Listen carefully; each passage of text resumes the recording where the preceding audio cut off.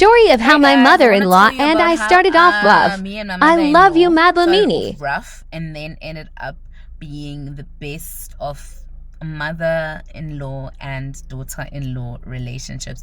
Loved my mother-in-law. So the part that I really want to state here is that my mother-in-law didn't like me from the beginning. She did not like me.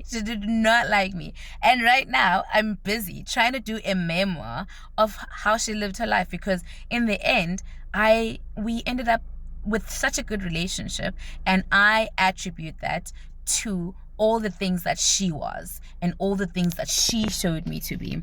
And I'm so grateful that she's the mother-in-law that I had. Yes, so where do I begin? Where do I even start? Oh my gosh. Well, first things first, I got married in 2020.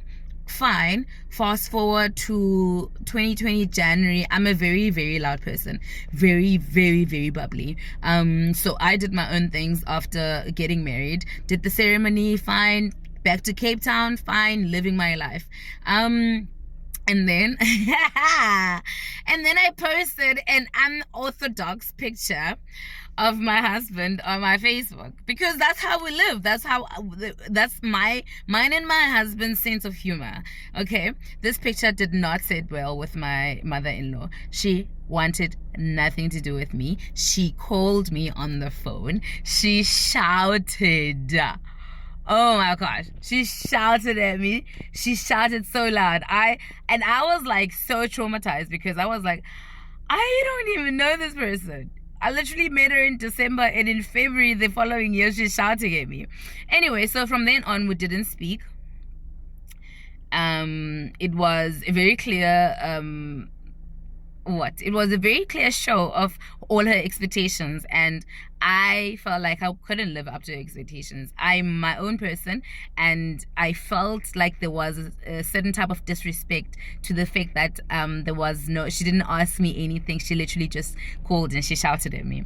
Anyways, fast forward to I think 2022, after not speaking with her for a while, she became sick, and then she came down to Cape Town, and I hadn't forgotten about it because we hadn't spoken, obviously, but I think it had been forgiven. For me, it's, if something happens, we move forward. But we had never spoken about what the problem was and what I felt, but something clicked in the silence that we had in those I would say 1.5 years to 2 years, because now we understood each other. Now there was no shouting between the two of us.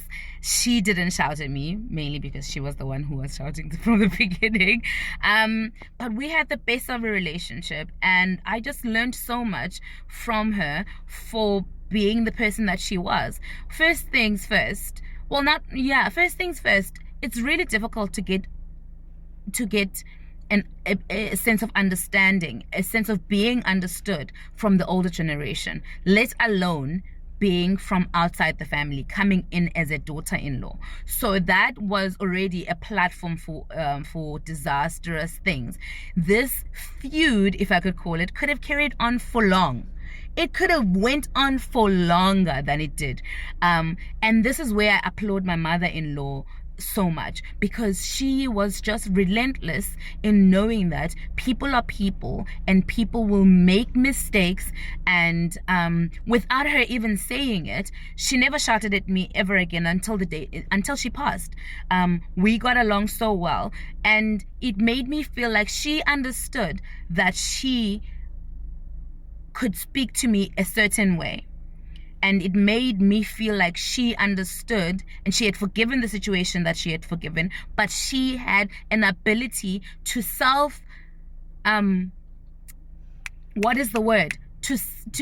for interpersonal communication. Like, she could self-reflect. That's the word. She could self-reflect. And a lot of old people don't do that.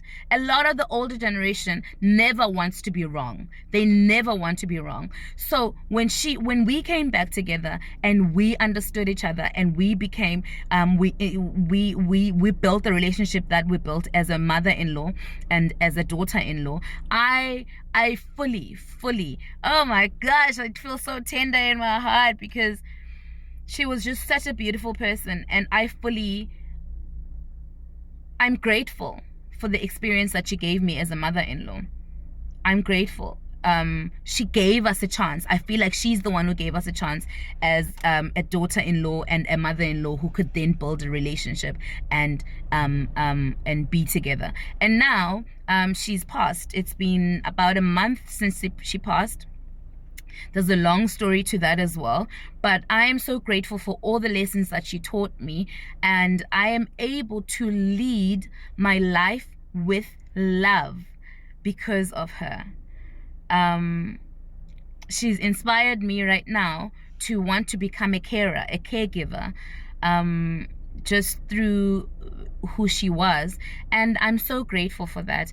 But yeah, I wanted to tell you guys that story because I know that a lot of relationships don't get repaired after they start off rough, and I know that a lot of people don't experience love from their mother-in-law, but my mother-in-law loved me.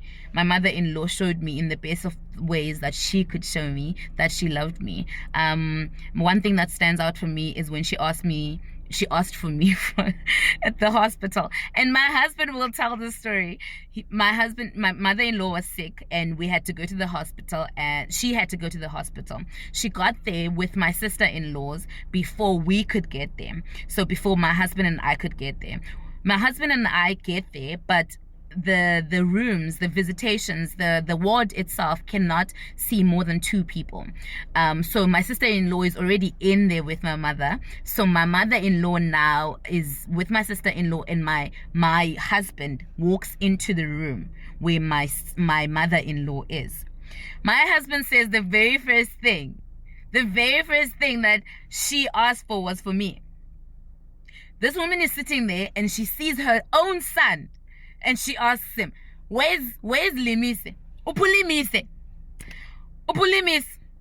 Diamfuna. And there was nothing. She didn't want me for anything. She just wanted to see me, and it wasn't satisfactory enough that her son walked in there to go see her.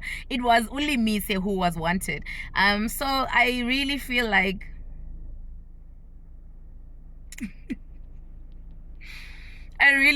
she was a beautiful person. She was a beautiful person, and man, may her spirit live on through me. And I will forever be grateful for all the lessons she taught me in the way she lived her life. Listen, no wonder. Madlamini